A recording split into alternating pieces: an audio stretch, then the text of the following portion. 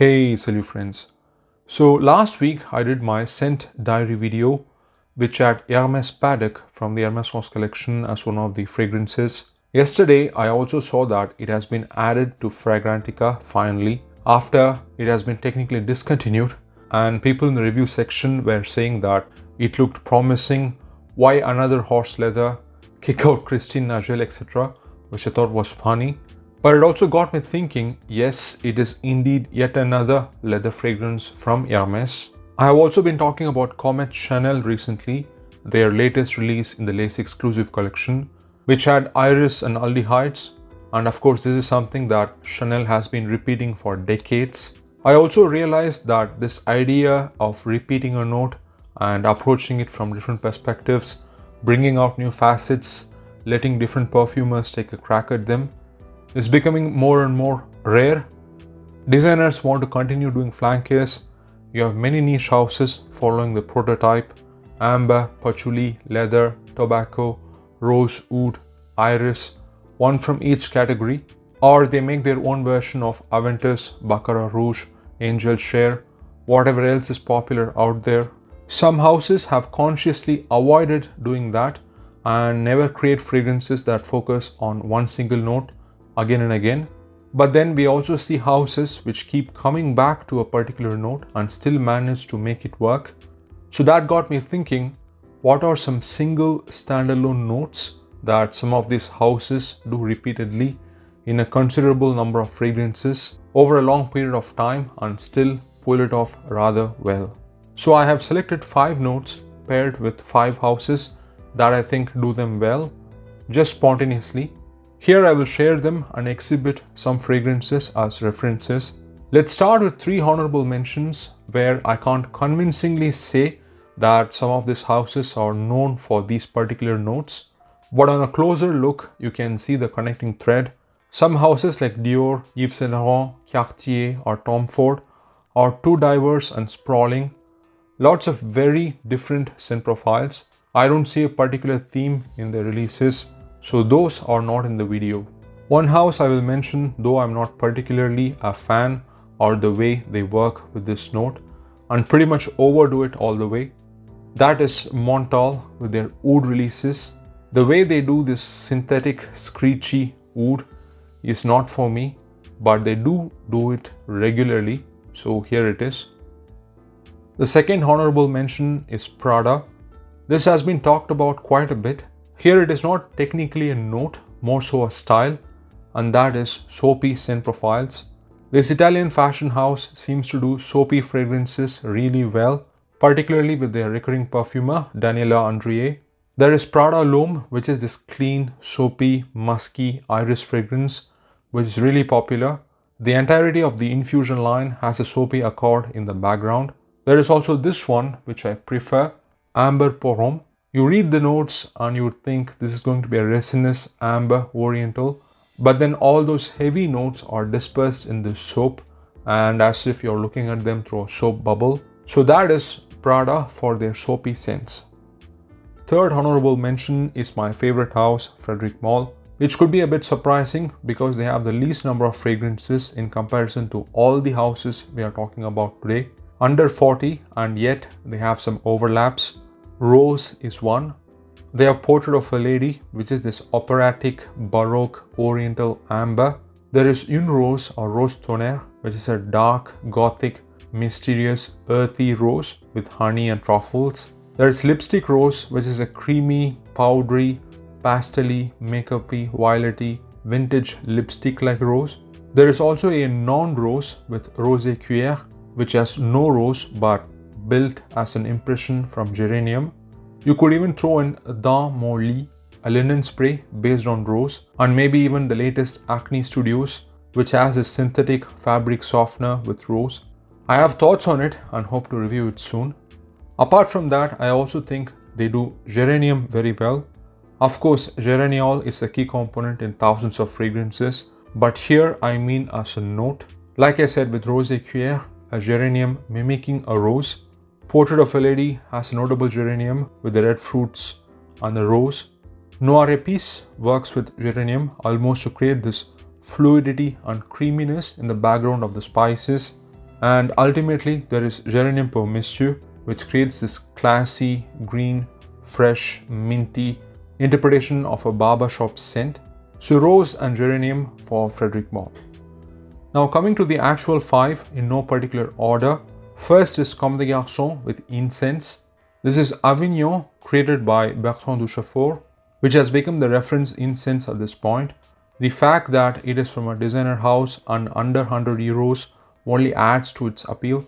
This is very much the churchy, liturgical kind of olibanum frankincense. Has myrrh and elemi in addition to the incense, giving that overall lemony, resinous smell. Some cedar for the woody facets. The chamomile giving that subtle, smooth floral creaminess, creating this incense watery effect. And some warmth to the cold nature of the incense. It's a fantastic incense fragrance. Coming to the topic in hand, this is part of a series where there are 4 more incense fragrances, each representing a spiritual teaching. This represents Catholicism. They also have one for Buddhism, Hinduism, Islam, etc. All of them are good to decent. This is the best, I think. Till today, any incense fragrance is released, it gets compared to this.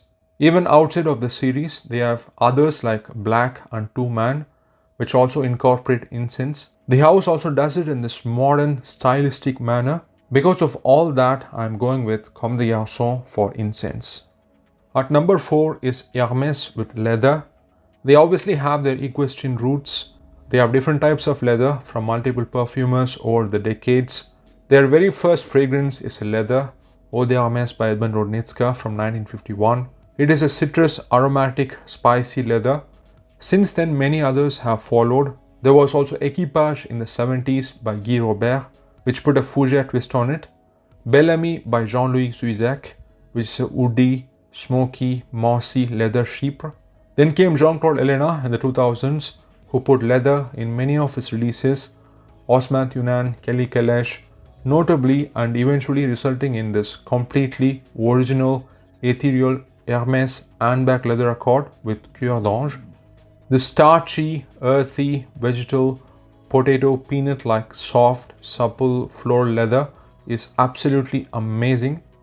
This would continue with Galop d'Hermès by his successor Christine Nagel, which I think is her best creation, Hermès or otherwise. This is a fruity rose leather combo with quince, osmanthus and saffron. Smells like a rich equestrian woman on a horse. Even here, those themes are repeated and you get hints of Kelly Kelesh, Cuir d'Ange, Rossi Gibana, Mary Glantine and Osman Tunan. She also followed with Veret Valinka, all concluding with their latest release this year, this horsey leather that is Paddock. I've talked about it a bunch of times, so I'll skip it here. After all these leathers, there is still no redundancy. Each release brings something new to the table. I love how much they love leather and stick to their heritage. Honestly, I would not mind seeing more. So Hermès for leather. Bonus, I also think Hermès does vetiver rather well. The Terre d'Hermès line, Bel Ami Vetiver, Vetiver Tonka are all really good. At number 3 we have Serge Lutens. Now there are many notes that they have tackled multiple times with Christopher Sheldrake. They have many rose fragrances, Rose de Nuit, Fille de Berlin, Sa Majesté la Rose, and even the latest La Fille Tour de Fer. Many jasmines too, A la Nuit, a soliflore, Sarrasin, a spicy night blooming jasmine, Fils de Joie, which is honeyed, multiple sandalwoods too, like Santal Blanc, Santal Majuscule, Santal de Mysore. But the note that has become synonymous with the brand is amber, which of course itself consists of vanilla, benzoin and labdanum. Thanks to this fragrance, Ambre Sultan from 1993. This fragrance and I are of the same age in fact. Ambre scent profiles are what this house is mainly known for amongst the wider public over the decades. I like to call this as a glass clanking amber because of this kind of fluidity and crystalline, borderline boozy character it has. Here it is worked with spices. Then there's Musk Kublai Khan with musk and amber, Araby with dried fruits, Cuir Moresque with leather, Fumerie Turque with tobacco, Vetiver Oriental with vetiver, all played around with amber. There are many more, it just goes on and on with Serge. To this day, any amber is released, it gets compared to Ambre Sultan. Serge, with his love for Marrakesh, really brings that dry, resinous influences from the east to his house, which is why Serge Lutens is a go-to house in the fall for many. So Serge Lutens coupled with a note of amber at number 3. At number 2 we have Chanel. We could go with the aldehydes for obvious reasons. It's been a recurring theme in their fragrances for over a century now, starting with number 5 till Comet. But what I would like to highlight here is the iris. It was already a key component in number 5, which is obviously their first perfume. It was also there in number 22 as well as in number 46. Then notably in number 19, used with the green notes. The time when it really became their running theme was with the lace exclusives. Most of them have iris integrated in them in some form.